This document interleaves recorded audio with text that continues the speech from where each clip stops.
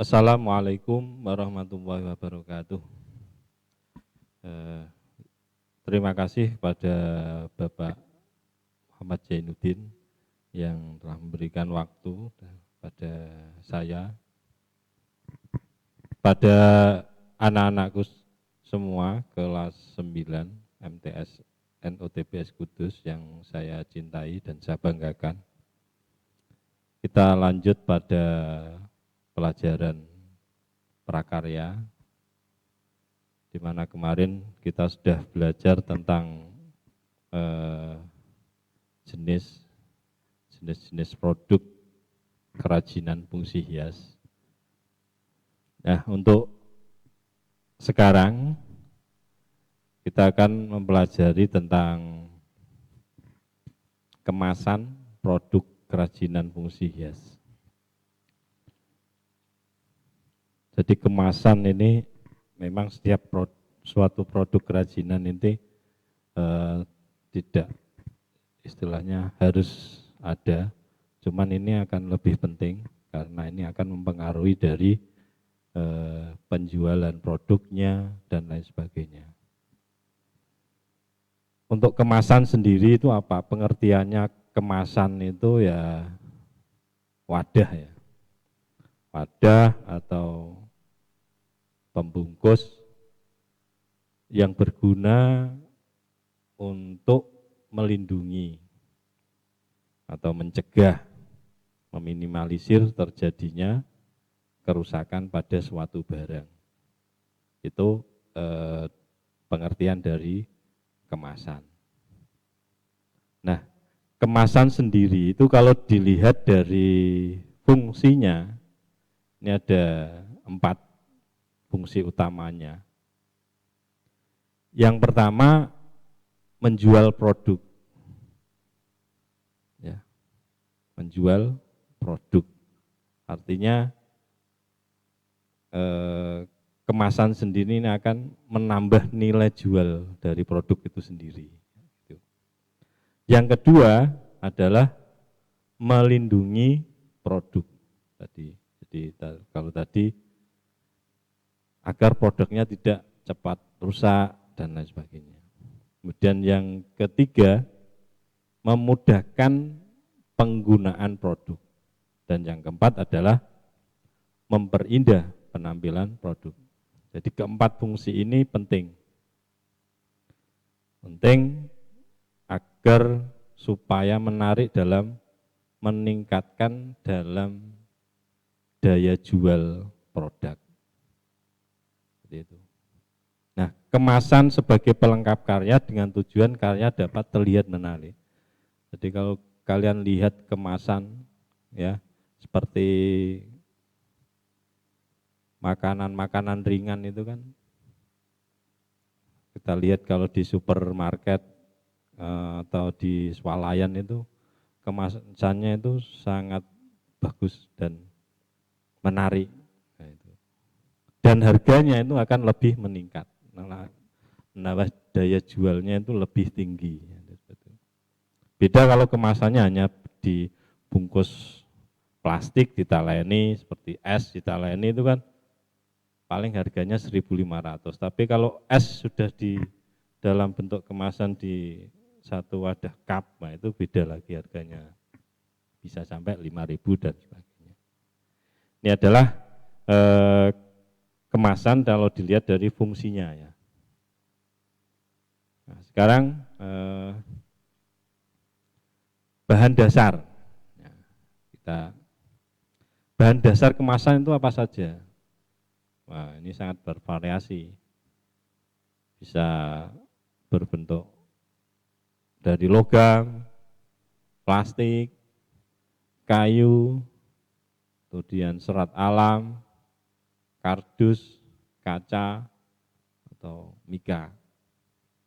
Dan yang paling kemasan yang paling tua itu ya kemasan yang bahan dasarnya itu dari kayu, itu yang kemasan yang paling tua. Kemudian pilihan kemasan ini harus disesuaikan dengan jenis produk kerajinan yang akan dikemas. Jadi ya,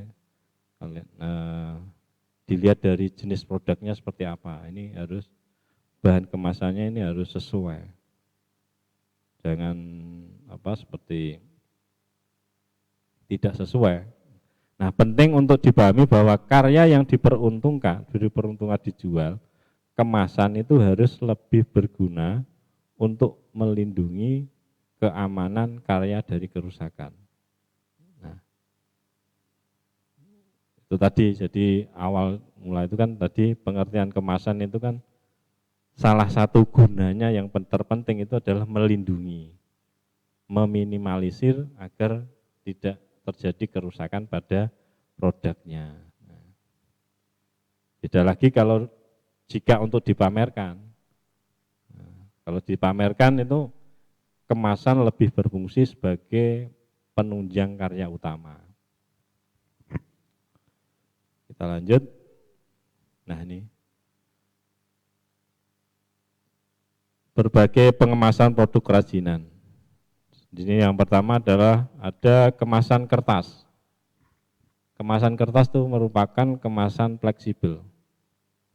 Saat ini kemasan kertas masih banyak digunakan dan mampu bersaing dengan kemasan lain seperti plastik dan logam karena harganya lebih murah, mudah diperoleh, dan penggunaannya yang luas. Kemasan kertas banyak ya kita jumpai. Seperti tas itu banyak sekali juga dari kertas. Karena kertas itu kan merupakan ini fleksibel, ya. Harganya murah dan bahannya itu mudah diperoleh. Cuman kelemahan dari kemasan kertas ini adalah sifatnya yang sensitif terhadap air. Jadi kalau terkena air itu, kalau kertas memang mudah istilahnya mudah hancur. Yang kedua, mudah dipengaruhi oleh kelembaban udara lingkungan. Nah, itu. Ya, kalau kemasan kertas. Jadi kemasan kertas itu biasanya yang kedua itu lembab. Makanya biasanya kalau kardus itu ada semacam bijinya yang digunakan untuk sebagai pengatur kelembaban. Yang kedua, nah ini, dalam bentuk kayu, kemasan kayu ini. Kayu merupakan bahan pengemas tertua yang diketahui oleh manusia. Jadi kemasan kayu ini sangat tua. Kayu adalah bahan baku dalam pembuatan palet, peti atau kotak kayu di negara-negara yang mempunyai sumber kayu alam dalam jumlah banyak. Tetapi saat ini penyediaan kayu untuk pembuatan kemasan juga banyak menimbulkan masalah karena makin langkanya hutan penghasil kayu. Jadi biasanya kemasan kayu itu paling digunakan untuk palet atau peti dan lain sebagainya. Ya. Nah, kelemahannya sekarang itu makin langkanya. Jadi kayu ini sangat langka karena hutan penghasil kayunya itu banyak yang sudah tidak ada. Kemudian yang ketiga, kemasan plastik. Ini kemasan yang paling banyak kita temui. Kemasan plastik. Beberapa plastik yang dikenal itu diantara adalah polietilen, kemudian polipropilen, polyester, kemudian ada nilon, dan plastik vinil atau film.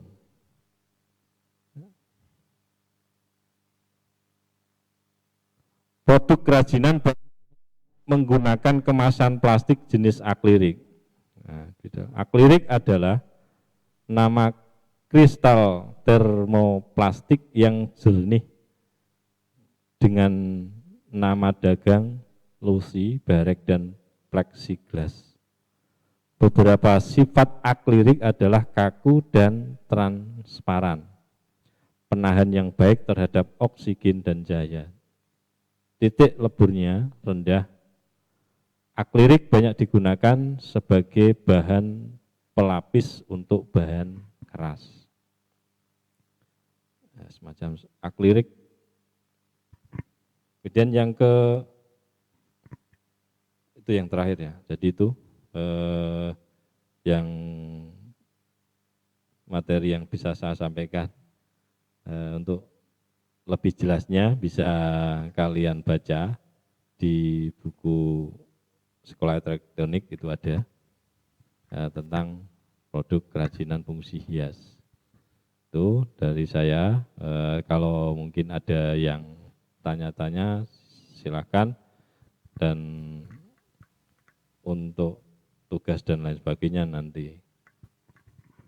Ya, terima kasih atas materi yang sudah disampaikan oleh Bapak Muhaimin, dan sambil menunggu diberikan